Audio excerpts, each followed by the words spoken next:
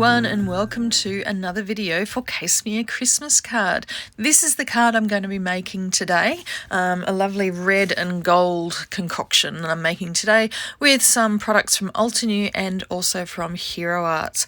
Now, before I get started, I just have to apologise. I have a weird voice. I have a cold at the moment, so I'm all a bit stuffed up. So I do apologise for my voice being less than chipper, let's put it that way. Alright, so I'm starting with some Hero Arts cardstock. This is in the colour Cherry, and I have sprayed it with some water before putting it into my embossing folder. This is the Perfect Poinsettias embossing folder from Altenew, which is just stunning, absolutely gorgeous embossing folder. Gives some amazing texture.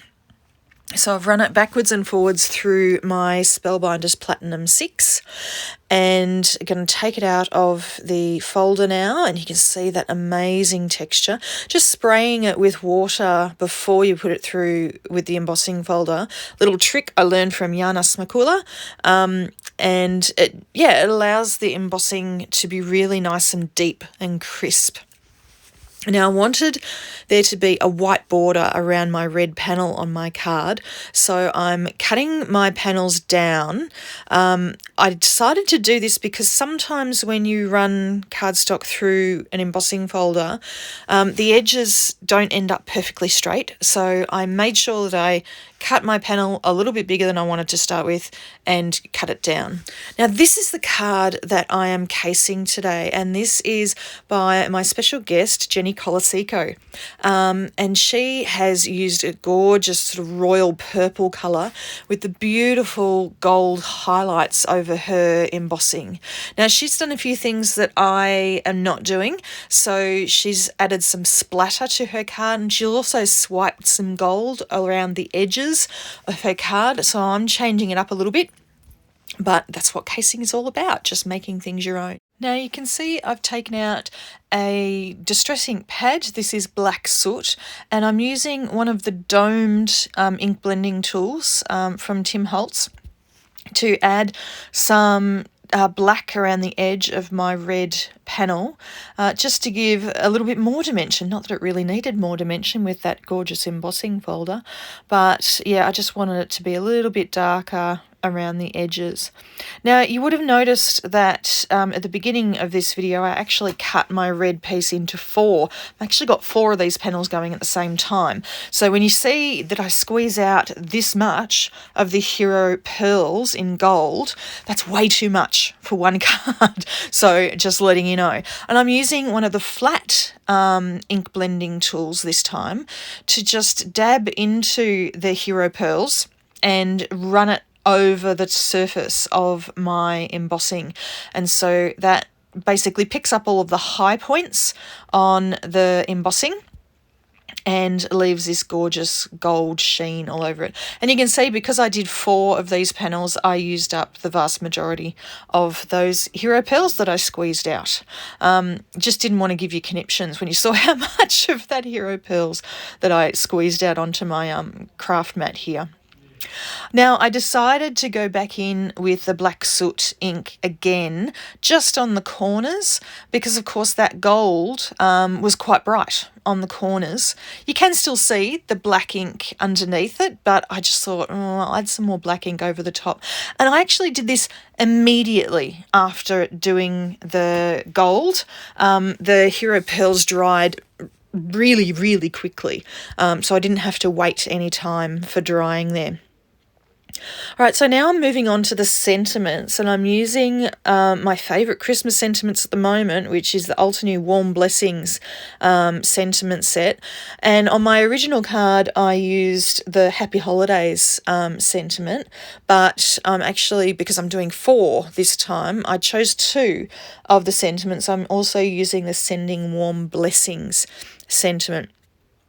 Alright, so I'm stamped this in Versamark, and I'm adding some gold embossing powder from Hero Arts, just flicking off the excess. And I did see that I had a few little spots of embossing where I didn't want it. Now I did actually use my embossing powder tool beforehand, but I still had a few little stray bits. So I've just got a little paintbrush here, a very old, inexpensive paintbrush, and I'm just using that to get rid of any little tiny bits of embossing powder, and I'm putting that excess embossing powder back into my little tub. And here comes the magic. I think everybody remembers the first time they saw embossing of gold embossing powder. It's just stunning when it changes.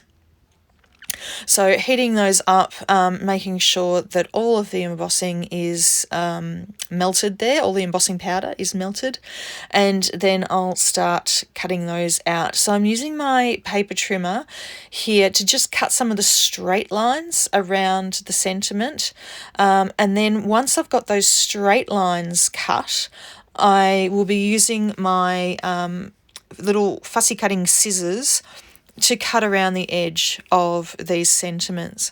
So this Happy Holidays is only one little bit that is a straight line, but the Sending Warm Blessings had a few straight lines.